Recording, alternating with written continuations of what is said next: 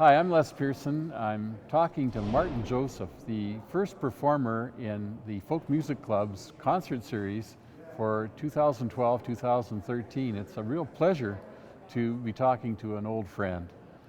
Martyn, you're on tour doing 47 shows between the 16th of September and the 9th of December with an abscess tooth. Where do you get your strength?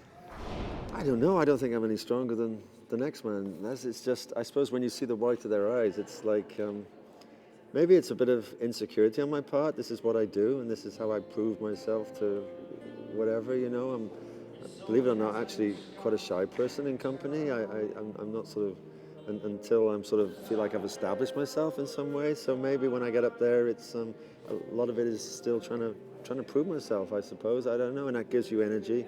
But I've always figured that if people have given up an evening, they bought a ticket, they may have got a babysitter's, that, you know, I've that sort of mandate to play every show like it's the last one you ever do. I've always done that, and live has always been the bedrock of what I do, and so it's important for me to put on a great show wherever I am. Well, you certainly have rapport with your audience. It's nice to see those amazing things like standing on tabletops and doing your number. I can't imagine an interview with Martyn Joseph that doesn't deal with questions about your perspective on hope, faith, man's inhumanity to man.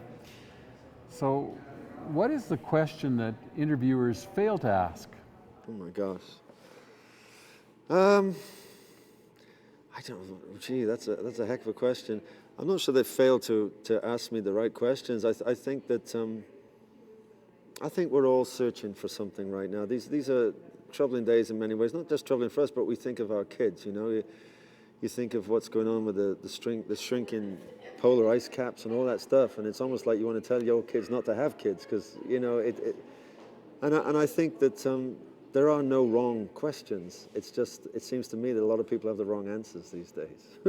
So maybe that's a little twist on what you just asked me. So I think questions are great. I love the theology of questions. I'm weary of people that have lots of righteous answers and say, if you do this, then you too could have what I have, all that sort of stuff. So I think questions are important, and I kind of dwell within those instead of absolutes, as it were. But I think it's a question of you know, we've got to find a way ahead through all of this, and there's a lot going on right now, and hope is important, but I get fearful too, and so that's why when I do pick up that guitar, for me it's trying to step in that gap, and yeah, I want to entertain people, I want people to have a good time, but I want to raise those questions, and I want to try and step in that gap and say, well, hang on a sec, what about this, what about that, or hey, it's okay, you got to keep going. All of those things that I think are important within the arts, and my favorite songwriters and artists have always done that for me, so I'm trying to bring that about. So there is no question you could ask me that would be the wrong one.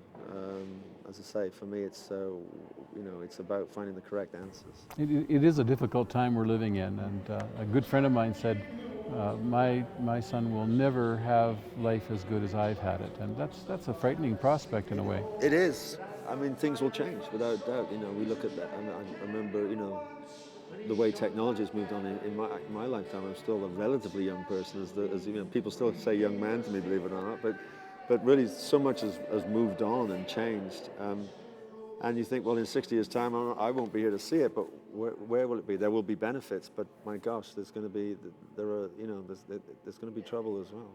It's a little frightening too. In your song, the prophets are drunk. Can you elaborate on that?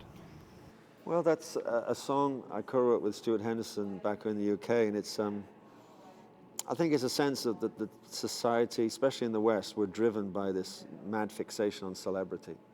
And so they become our prophets as such. These are the people that we look to, you know, that we put on pedestals.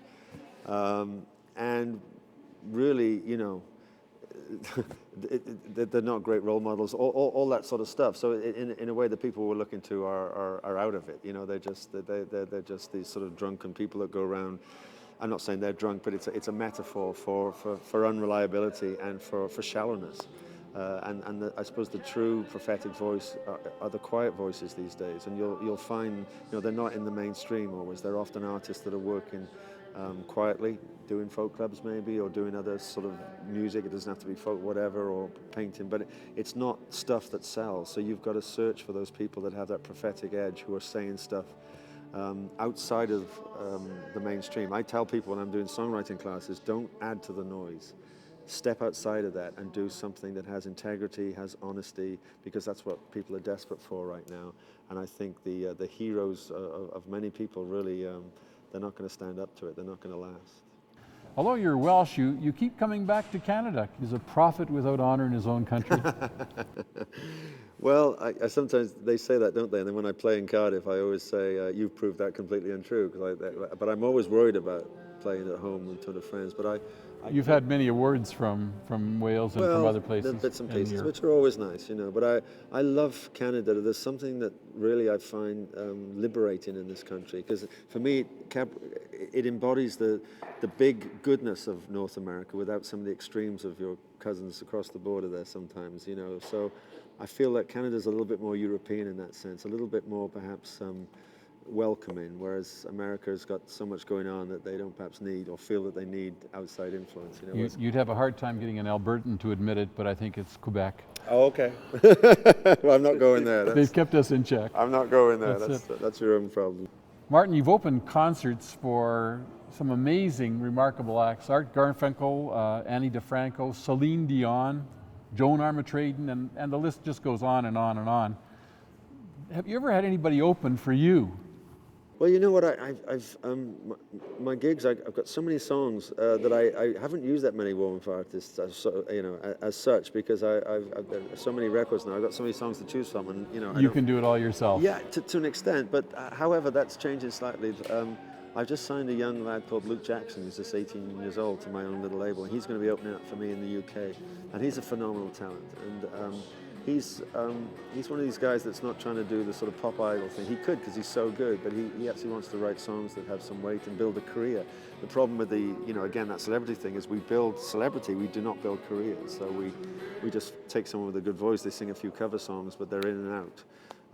I remember someone painted the analogy of, it used to be in the old days that you would get in a van or a car, go around the country, do some shows. If you got lucky, you got signed to a label. If you got lucky, you made a record. And if you were lucky, you went on TV. These days, it's the other way around. You go on TV first. If you're lucky, you win something, make a record, and eventually, if you're lucky, you go out and play concerts to people. So the thing is really reversed, and this young guy, Luke Jackson, he's got his head screwed on, and he's a really great talent. So, but I think as I'm getting a little more weary and older, than I think my gigs have been notoriously, 2 hours plus. I think I'm going to have to draw them down and use a few more support artists to get through it all. Sounds like a really good plan. Yeah. Over the 32 years that you've been an international singer-songwriter, can you tell us about one really memorable concert in all of those years? Well, there's so many. I mean, I've had the good fortune to play in some of the world's most famous concert halls, opening up for those people. And yet, without sounding saccharine and conceited, often the smaller nights like we've had tonight are the ones that stick in your mind, the smaller gatherings. I played all sorts of shows. But there's one, if you really want me to pick one, I went to Brazil about 10 years ago with Christian Aid to do some work with an organization called the MST, who tried to reform land there to get more people with their own little piece of land. And this organization had some links with the up in the favela above Rio, where the police don't go. I mean, and we had to get permission from the drug barons, and I went in and I played in a little community center there to some kids with guys with handguns and balaclavas guarding me. And just that sense of privilege, actually, despite the rawness and the danger, I suppose, of the situation, to sing in that place as a boy from Cardiff, Wales, and to actually be able to input for a few minutes into that culture, that's one of the most memorable moments for me. It's, as I say, it's often a bit off the cuff. Yes, I've played the Albert Hall, I've played Wembley, I've done those things with, but it's often the little small things that actually have the most value. Your homepage links you to 15 humanitarian, civil rights, and charitable organizations. How can one person affiliate with so many organizations like this? I think that if you just bang on about the bad news, which we kind of started this interview, the questions, if you don't show some light to people, as great Canadian songwriter Bruce Crowman says, you kick the darkness till it bleeds daylight. And you have to show hope. And the reason that I partner up with these justice organizations is that there are a lot of unsung heroes out there who are doing amazing work all over the world. And there is hope. So when people point to the negatives, I immediately say, yes, but I've seen some amazing people, just gentle, kind. They're never going to get their name on an album or anything like that, or asking them for an autograph, but they are doing some superb work in the world at kicking that darkness and bringing some good in. So that's why I try to represent those people and point people in the right direction, because there is hope and there's a lot of good things that we can do and get involved in to turn situations around. What is one good reason for us to have hope in this troubled world? What is the gospel according to Martyn? Oh my gosh.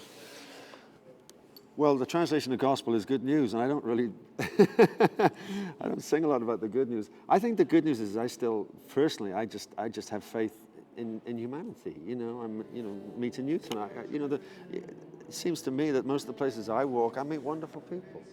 And that there's a basic goodness in people, and there's a basic, when people say that's not fair, what we're saying is that's not just. We need justice. We need to bring this to a more even place. And Bruce Springsteen said, nobody wins unless everybody wins. Jesus said, do unto others as you'd have them do unto you. I don't know what the gospel of me is, but if I had to say there was a gospel, then those both sound like pretty good statements to me.